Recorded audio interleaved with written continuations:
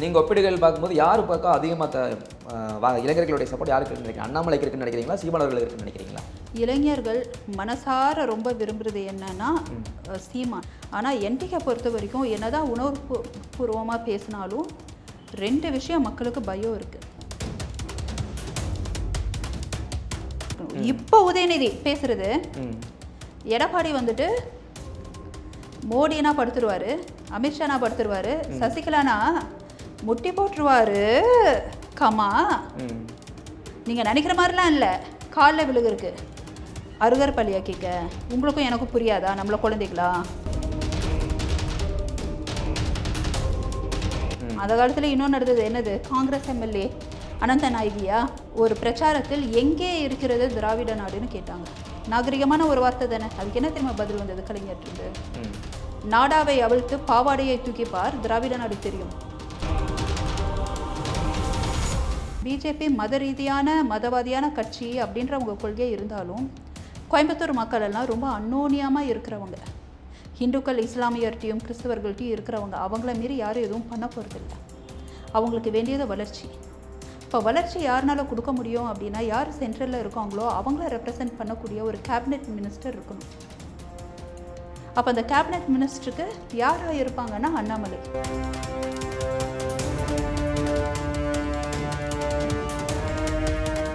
Channel 5 தமிழர்களுக்கு வணக்கம். இன்று நேர்காணலில் நம்மோடு இணைந்திருப்பவர் சமூக சீர்திருத்தவாதி, அரசியல் விமர்சகர் டாக்டர் சீபா லூர்தாஸ் அவர்கள். வணக்கம் மேடம். வணக்கம். நீங்க ஒப்பீடுகள் பார்க்கும்போது யாரு பக்கம் அதிகமா இளைஞர்களுடைய சப்போர்ட் யாருக்கு இருக்குன்னு நினைக்கிறீங்க? அண்ணாமலைக்கு இருக்குன்னு நினைக்கிறீங்களா? சீமான் அவர்களுக்கு இருக்குன்னு நினைக்கிறீங்களா? இளைஞர்கள் மனசார ரொம்ப விரும்புறது என்னன்னா சீமான். நாட் ஓன்லி இது ரொம்ப யங்கு, ஓகேங்களா, அவருடைய அந்த உணர்வு எல்லாமே. ஆனால் ஒன்று நம்ம புரிஞ்சுக்கணும், பணம்ன்ற ஒரு பேக்ரவுண்ட் இல்லாமல் இங்கே அரசியலில் போய் நிற்கிறதே கஷ்டம். அரசியலில் போய் ஒருத்தர் நின்றுட்டு நல்லவனாக இருந்து நல்லா ஆட்சி பண்ணலாம், கடவுளுடைய கிருபை இருந்தால். அதில் எனக்கு நம்பிக்கை இல்லை, ஓகேங்களா. போய் உட்காந்துட்டாலே எல்லாம் வந்துட்டு ஊழல்வாதி ஆயிடுறான், அது இல்லை. ஆனால் என்டிகே பொறுத்த வரைக்கும் என்னதான் உணர்வுபூர்வமாக பேசினாலும் ரெண்டு விஷயம் மக்களுக்கு பயம் இருக்குது. ஒன்று எல்டிடி பேஸ்ட், எவ்வளோ பேர் அதுக்கு சப்போர்ட் பண்ணுறாங்களோ அதில் பாதி பேர் வயலன்ஸுக்கு தள்ளி இருக்கிறவங்க. நல்லா புரிஞ்சுக்கோங்க, வயலன்ஸை விரும்பக்கூடிய மக்கள் அட்லீஸ்ட் கோயம்புத்தூர் களம் கிடையாது. சரி, உங்களுக்கு புரியுதா? அந்த ஒரு விஷயத்தில் கொஞ்சம் தள்ளி இருப்பாங்க. ரெண்டாவது ஒரு விஷயம் என்னென்னா, அவருடைய பேக்ரவுண்ட் என்ன, அவர் தனியாளாக இருந்து என்ன பண்ணுவார்? அவர் சொல்கிறது ஒரு வேளை சரியில்லை, எல்லாரும் தலையாட்டுறாங்கன்னா நாட்டினுடைய ஆட்சி என்ன ஆகும்? சாமானியனுடைய நிலைமை என்ன ஆகும்?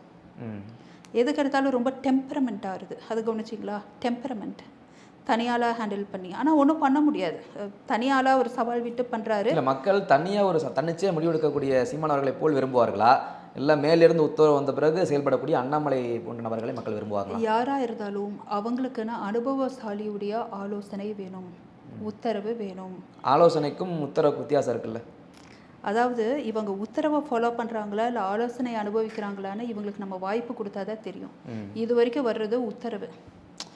நீங்கள் கவர்னராக இருக்கீங்களா, கவர்னர் ரிசைன் பண்ணிவிட்டு நீங்கள் நில்லுங்க, எலெக்ஷனில் நில்லுங்க, உங்களுக்கு வாக்கு கிடைக்க வாய்ப்பு இருக்குன்றது உத்தரவு. ஸ்டேட் லெவல் கட்சி இல்லை, இது நேஷ்னல் லெவல் கட்சி. ரெண்டுக்கும் டிஃப்ரென்ஸ் இருக்குது. என்டிகே ஸ்டேட் லெவல், அவருக்கு தான் சீமான். ஒருவேளை சீமானுக்கு மேலே பாஸ் இந்த கட்சியில் இருந்தாருன்னா பாஸ் சீமானுக்கு இன்ஸ்ட்ரக்ட் பண்ணுவாங்க. அதை நீங்கள் வந்துட்டு உத்தரவுன்னு சொல்லுவீங்களா? உத்தரவாக இருந்தால் அது உத்தரவு தான், ஏன்னா அவர் தான் தலைவர். கரெக்டுங்களா? இது நேஷ்னல் லெவல் கட்சி, இங்கே ஒரு ஸ்டேட்டில் உட்கார்றாங்க. அப்போது இவங்களுக்கு மேலே உள்ள பாஸ் ஒன்று சொல்கிறாங்கன்னா அது உத்தரவாக இருக்குன்னா இருந்துட்டு போட்டுமே, அதுதானே சிஸ்டம். இப்போ நீங்களே இருக்கீங்க, உங்கள் பாஸ் சொல்கிறது தானே உங்களுக்கு ஸ்கெடியூல். நீங்களே தனிச்சையாக எப்படி நீங்கள் பண்ணுவீங்க? தனிச்சையாக நீங்கள் பண்ணணும்னு நினச்சாலும் நீங்கள் ஆலோசனை கேட்பீங்க. இது இந்த மாதிரி நல்லா போகும் அப்படின்னு நீங்கள் ஆலோசனை கேட்டு அவங்க ஓகேன்னு சொன்னால் நீங்கள் கான்ஃபிடென்ட்டாக போவீங்க. இதுதான் முறை. சீமான் ரொம்ப வருஷம் அரசியல்வாதி இல்லை, நல்லா புரிஞ்சுக்கோங்க. அரசியல்வாதி இல்லை, அவர் ஒரு சினிமா டைரக்டர். ஈழம் அந்த சில சம்பவத்துக்கு அவர் வந்துட்டு ஒரு சப்போர்ட்டர், தமிழுடைய குடியை பாதுகாக்கணுன்றதை தவிர்த்து he is not a politician. Okay, அவரோட கருத்து ஒரு பக்கம் இருக்கும்போது இப்போ நம்ம கோயம்புத்தூர்லேயே வரலாம். இப்போ அண்ணாமலை அவர்கள் வெற்றி பெறுவார் பெறமாட்டார், அது ஒரு பக்கம் இருக்கட்டு. இந்த வேலுமணி அவர்கள் அங்கே ஒரு ஸ்ட்ராங்கான ஒரு மெம்பர், இப்போவும் செல்வாக்கான ஒரு மனிதர், அதிமுகவை சேர்ந்தவர். அவர் பழனிசாமி தான் அண்ணாமலைக்கு டஃப் கொடுப்பாங்க. இல்லை, அவர் டஃப் கொடுக்கறது பக்கம் இருக்க, அவங்களோட எண்ணம் இப்போ என்ன ஆகி போச்சுன்னா, திமுக அவங்க வெற்றி பெற்றாலும் பெறட்டும், ஆனால் அண்ணாமலை ஒருவரும் வெற்றி பெறக்கூடாது அப்படின்றதுல ரொம்ப குறிக்கோளா இருக்காங்க. அது இவங்க மட்டும் கிடையாது, திமுகவும் அப்படிதான். இப்போ ஒரு தொகுதின்னு வந்துருச்சு அப்படின்னா எந்த தொகுதின்னு வந்தாலும் தமிழ்நாட்டில் அதை மீறி அண்ணாமலையால் வர வாய்ப்பு இருக்கான்னு கேட்குறேன். நிச்சயமா. இல்லை, இப்போ நீங்களே சொன்னீங்க வேலுமணின்னு மிகப்பெரிய ஒரு ஸ்ட்ராங்கான ஒரு பெர்சன்ட் இருக்கும்போது பத்தாவதுக்கு திமுகவும் இருக்காங்க. அப்படி இருக்கும்போது தாண்டி அண்ணாமலை வர என்ன பாசிபிலிட்டிஸ் இருக்காங்க? திமுகவை கோயம்புத்தூர்ல மறந்துடுங்க. ஏன்னா மக்கள் அந்த மனநிலை, அதுவும் இப்போ சமீப காலமாக நடந்த விஷயங்கள், நான் பஸ்ஸுக்கு வந்துட்டு இது தரேன்னு சொல்லி ஓசி பஸ் தானமான்றது இல்லை மேம், ஒரு வாரி இருவாரி சொல்லி தப்புக்கு மொத்த ஆட்சியுமே குற்றம் சொல்லக்கூடாது. சரிங்க, அது நடக்கக்கூடாதுங்க. மக்களுடைய தன்மானம் வந்துட்டு நீ கொடுக்குற ஒரு ஸ்கீம்னால நடக்க, ஒருத்தர் செஞ்ச தப்புனாலும் அந்த கட்சியை தான் சாருன்றீங்களா? நீங்க தப்புன்னு பேசுறீங்க, ஒருத்தர் செஞ்சதை நீங்க தப்புன்னு பேசுறீங்க. நான் இது தப்பு, நம்ம எல்லாருமே எடுத்துக்காட்டா சொல்றது அதான் சொல்றாங்க. பெண்கள்னு வரும்போது அது வந்துட்டு பிளண்டர், தப்பு, கவனக்குறைவு, தெரியாதனமா நடந்துருச்சு, ஒன்று நீங்க நடக்கக்கூடாது. பெண்கள்னு வந்துருச்சுன்னா இவங்க நடக்கவே விட்டுருக்க கூடாது. ஒரு பெண்களுக்கு நீங்கள் வந்துட்டு ஒரு நலத்திட்டம் தரீங்கன்னா அது பெண்களுடைய தன்மானத்தை பாதிக்காமல் இருக்கணும். ஒரு சினாரியோவாக இருந்தாலும் அது பெரிய சம்பவமாக நீங்களும் நானும் பேசணுமே தவிர்த்து ஒரு பொண்ணுக்கு தானே நடந்ததுன்னு கேட்பீங்களா? அப்படி சொல்ல வரல மேம், நான் அதான் சொல்கிறேன்.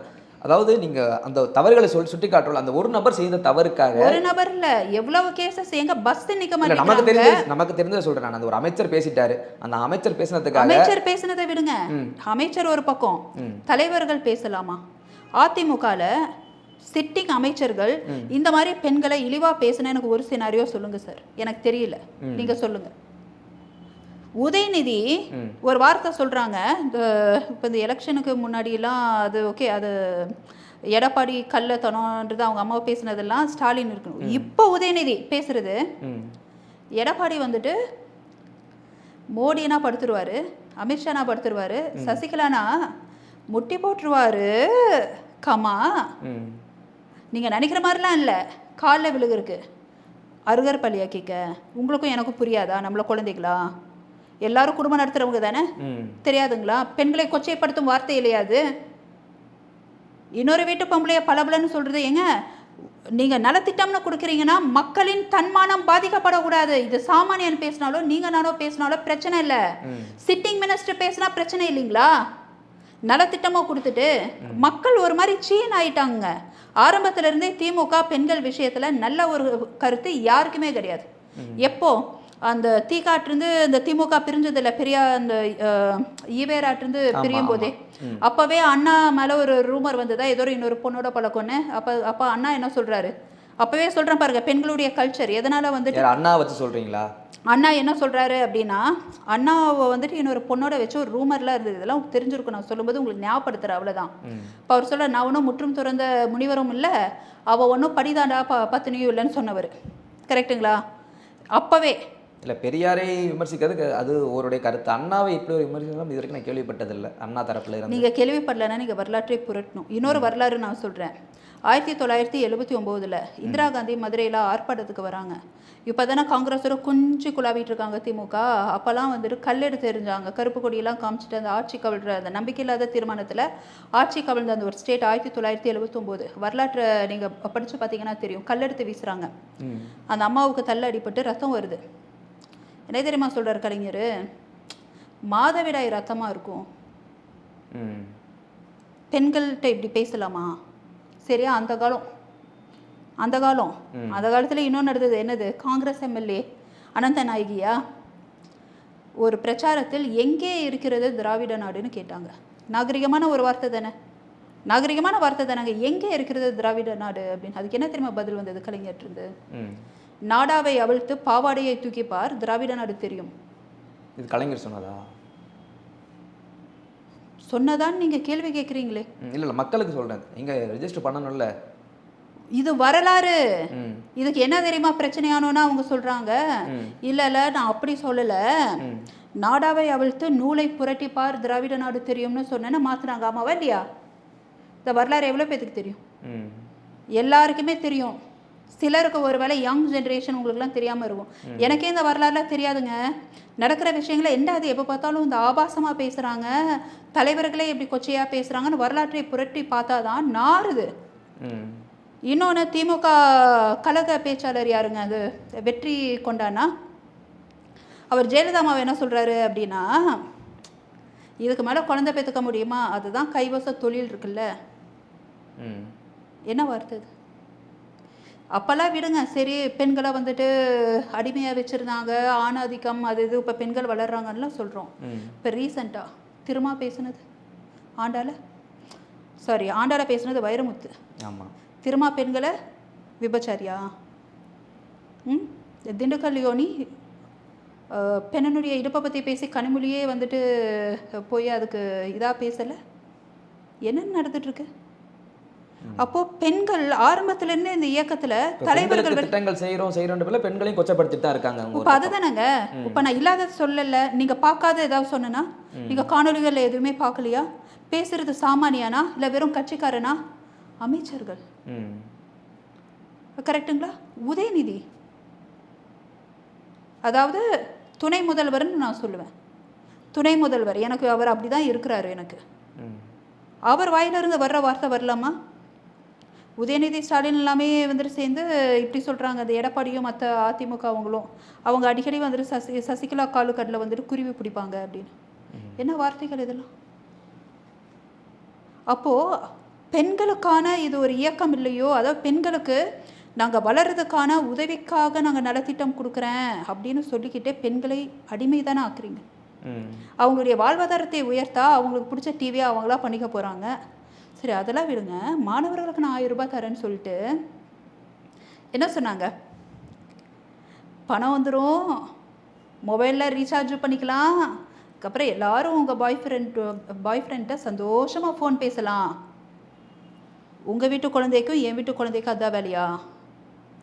வாழ்க்கையில் அடுத்த கட்டத்தில் என்ன பண்ணணும்னு யோசிக்க மாட்டாங்களா? கேட்குறது கரெக்டாக தப்பா? தப்பாக இருந்தால் நீங்கள் சொல்லுங்கள். காலை உணவு திட்டம்லாம் யார் கொண்டு வந்தது? காமராஜர், கரெக்டுங்களா? இவங்க தான் கொண்டு வந்த மாதிரி ஏதோ சொல்லிட்டு இருக்காங்க. அதை கொஞ்சம் வந்துட்டு சத்துணவா அது இதுன்னு யார் கொண்டு வராரு? கலைஞர் மாற்றி கொண்டு வராரு. காமராஜர் மதிய உணவு கொண்டு வந்தார். அது இப்போது புதுசாக தான் இப்போ ஸ்டாலின் அவர்கள் காலை உணவு திட்டம் கொண்டு வந்திருக்காரு. காலை உணவு திட்டமே பல நாடுகளில் அது செயல்படுத்தப்பட்ட ஒரு திட்டம். சரி, காலை உணவே வச்சுக்கலாம். என்ன தெரியுமா வந்துட்டு சொல்கிறாரு? இந்த பலபலன்னு இருக்குன்னு சொன்னார்ல, பேர் நான் சொல்லக்கூடாது, ஏன்னா அது அரசியல் விதிப்படி. அவருடைய அப்பா என்ன சொன்னார் தெரியுமா? அது யாருன்னே உங்களுக்கு தெரியும்.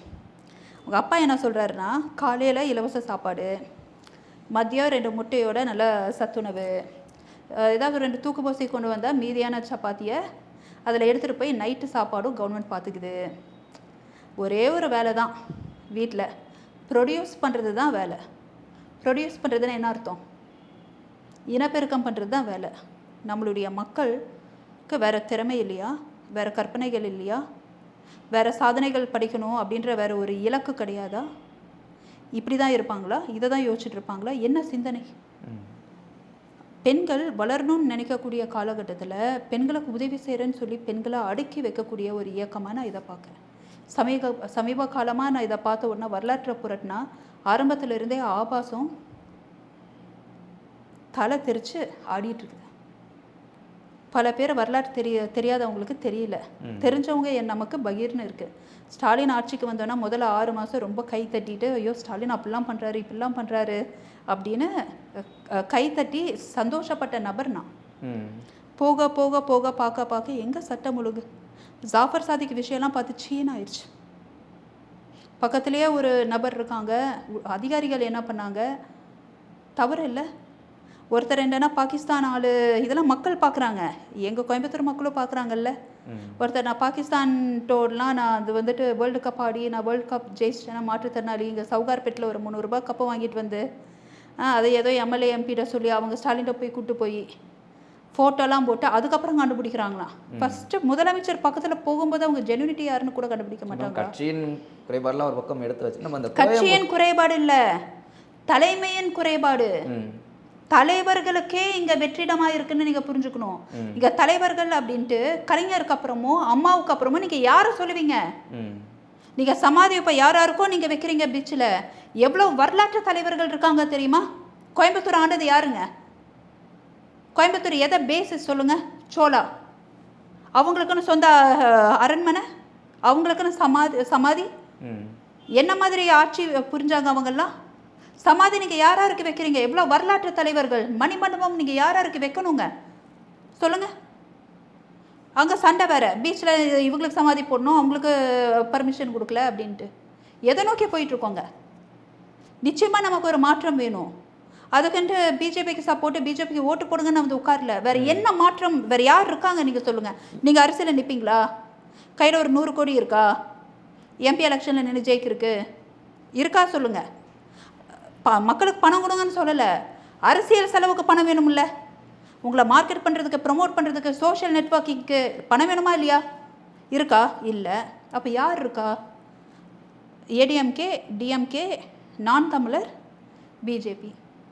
அப்போ நான் என்ன யோசிக்கிறேன், பிஜேபி மத ரீதியான மதவாதியான கட்சி அப்படின்ற உங்க கொள்கை இருந்தாலும் கோயம்புத்தூர் மக்கள் எல்லாம் ரொம்ப அன்னோனியமாக இருக்கிறவங்க, ஹிந்துக்கள் இஸ்லாமியர்கிட்டையும் கிறிஸ்தவர்கள்ட்டையும் இருக்கிறவங்க. அவங்கள மீறி யாரும் எதுவும் பண்ண போகிறதில்ல.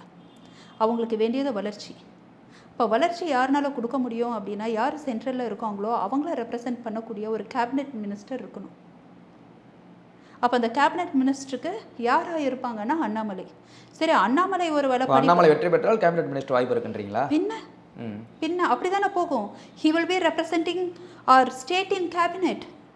நம்மளுடைய குறைகள் இப்போ கோயம்புத்தூரில் நான் என்ன குறைகள்னு லிஸ்ட் பண்ணிட்டேன். மேம், இவ்வளோ குற்றச்சாட்டு சொன்னீங்கல்ல, இதை தாண்டி கோயம்புத்தூரில் இருக்கக்கூடிய எந்த கட்சிகளையும் சாராதவர்கள், நடுநிலையானவர்கள்லாம் அண்ணாமலை பக்கம் வர்றதுக்கு வாய்ப்பு இருக்கா? நிச்சயமாக வருது. அதாவது டிஎம்கே பிடிக்காதவங்க கொஞ்சம் ஏடிஎம்கே செல்வா கூட ஏடிஎம்கே நோக்கி போகிறவங்க இப்போவும் இருப்பாங்க. அது அந்த கட்சியெல்லாம் ரொம்ப வருஷம் வரலாற்றுடைய கட்சி, எம்ஜிஆருக்குன்ட்டு இருக்கிறவங்களாம் இருக்குது. அதையும் சார்ந்து நடுநிலைவாதிகள், அதிகம் படித்தவங்க, எம்ஜிஆருக்குன்னு ஓட்டு போடுறவங்கலாம் பார்த்தீங்கன்னா ஒரு கடைக்கோடி மக்கனா தொண்டனாக இருப்பான். நல்லா படித்தவன், தெளிவானவன் கட்சியை பார்த்து ஓட்டு போட மாட்டான், வேட்பாளரை பார்த்து ஓட்டு போடுவான். அப்போது நடுநிலைவாதிகளும் சரி, இந்த ரெண்டு, அதாவது இந்த திராவிட ஆட்சியில் ரொம்ப சீன வெறுத்து போனவன் எல்லாரும் அண்ணாமலை பக்கம் தான் சாய்வாங்க.